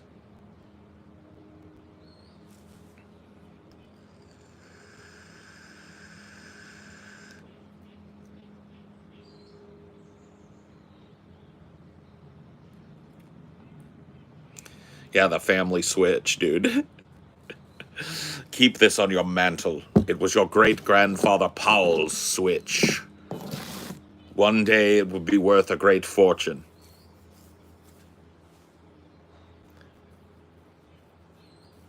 On the nostalgia market, it contains video games, a rudimentary entertainment platform.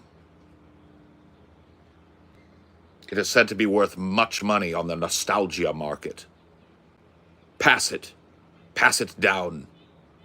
Yeah, or like dude, truck patch.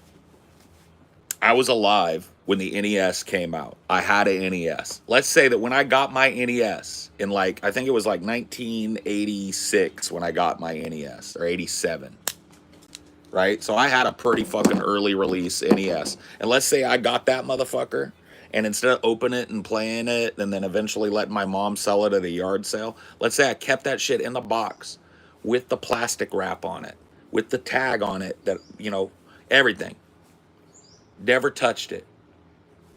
How much would that motherfucker be? Do we know what, like, an official unopened NES, first release NES? We're talking the one with the trap door on the front, not the little slick one they re-released. 85, 86 NES. Sealed. What would it be worth, Truck Patch? Can you find out? About Tree Fitty? Damn. Tree Fitty, though? That's what I'm saying. Nostalgia alone, I'd say I'd be able to sell that thing for at least 10 grand. On the because it had the original Duck Hunt Mario Kart cartridge that came with the original release NES. It had the laser blaster for Duck Hunt and the controller, right? And the system. Kind of look like Jelly Roll. Cool. Should I get some like face tats and start doing slamming heroin and shit and go to prison a bunch of times?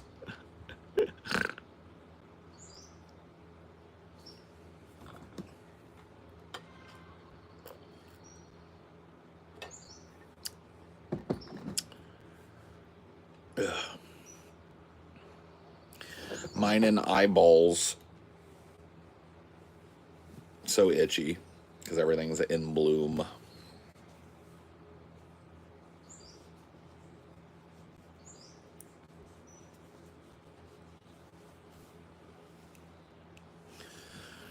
Does your watch collection go up in value if kept in good condition?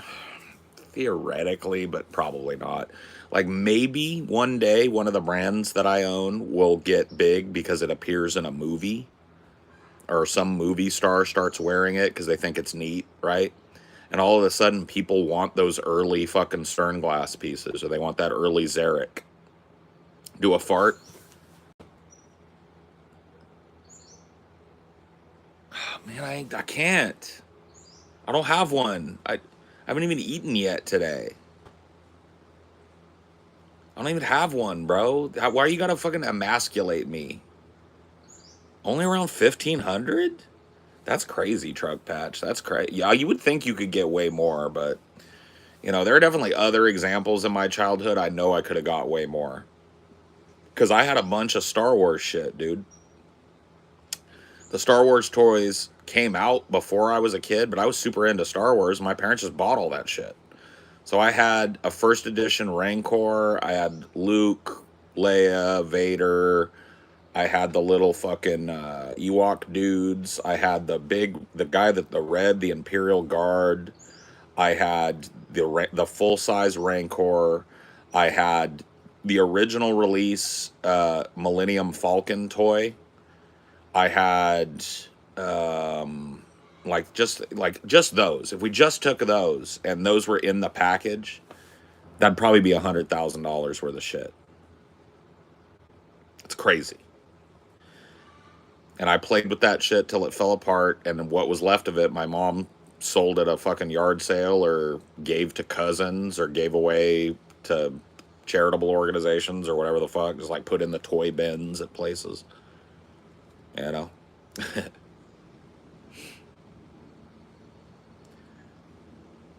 Yeah, yeah, that might be. Well, I live in the area that Kurt kind of, well, I'm not really in the area, but I live adjacent to where Kurt grew up. And everything is in bloom right now. So maybe this was what he was thinking about. You know what I mean? This time of year, the itchy eyes, the sniffly nose, the post nasal drip. If you had just about 100 packs of Pokemon cards when they came out, okay, how about this? I was into Magic the Gathering in 1996. I had starter decks, packs, pretty rare cards. Like I had an original demonic tutor, and I had all kinds of crazy fucking cards. I had a Navinral's disc first release. I had a bunch of shit. I had a bunch of old shit, but I played with it, right? So it was all fucked up. But let's say I didn't. If I kept all that shit in the packs, the deck kept it sealed, right?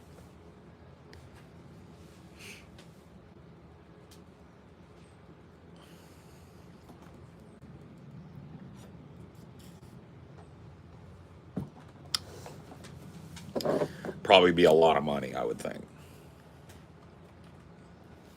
But I played with those cards. I still have some of them somewhere. None of them are in sleeves. They're like I used to keep them in the '90s.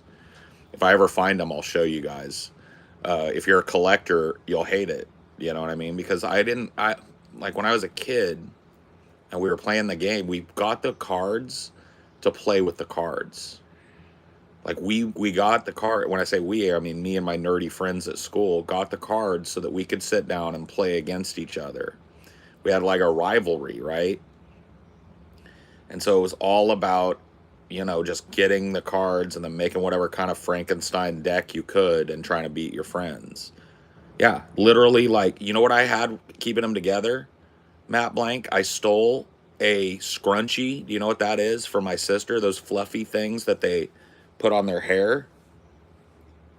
I stole one of those and I put a scrunchie around it, around my deck. And that's how I would carry it around in my backpack. I would put a scrunchie around the cards in the deck, wrap it around a couple of times, and then I would put it in the pocket of my backpack and I'd go to school. So they're pretty fucked up. They're still cool, in my opinion. They're still cool, but yeah, they wouldn't sell for shit.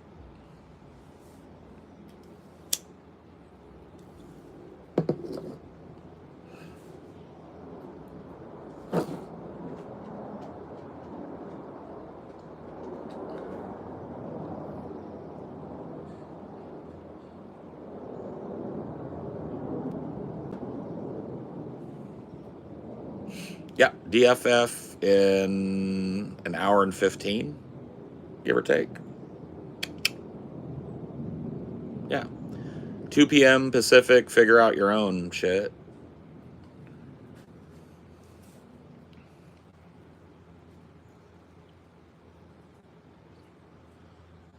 But we got ourselves another doozy of a show coming for you. Yep. Giving you just a little quick early heads up since you're a fan. We will be taking the 4th of July off. 4th of July would have been our Friday show. We'll be taking that off. Amelia and I are traveling for it. The guys have got plans. But we will be back then next Tuesday. And if you're a patron or a member, you'll be getting, your typical episode releases. So, of course, the plate is never empty if you're a patron or a family member. A family member, a channel member. Yeah, the plate is never empty.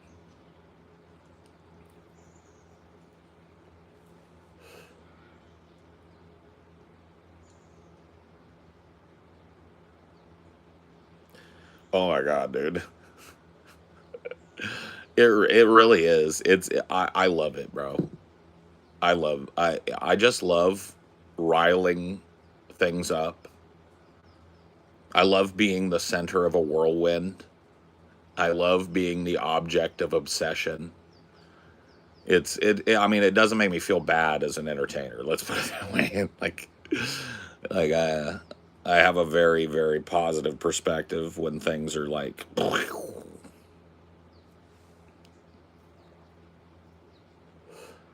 236 mentions of small dick. Jesus Christ. Reddit is a terrible place. I can't imagine why anybody would use it for anything but riling people up and trolling. No, that's actually the only reason people use it.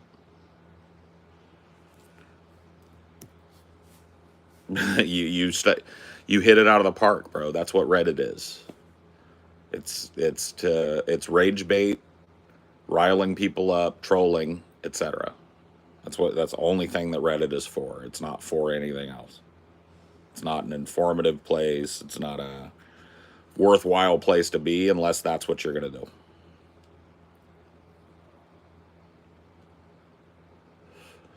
Anywho,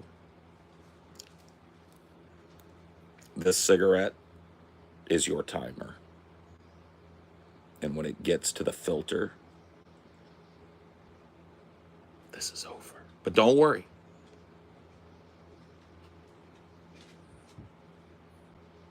Onion nuggets. Soon. Soon.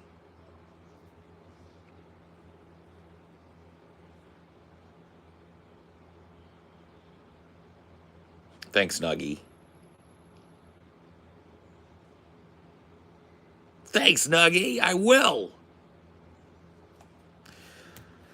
I think that I am going to go hang out downstairs before the show and chill over at Salt Rackus for a little while. So if you want to, I'll see you over there.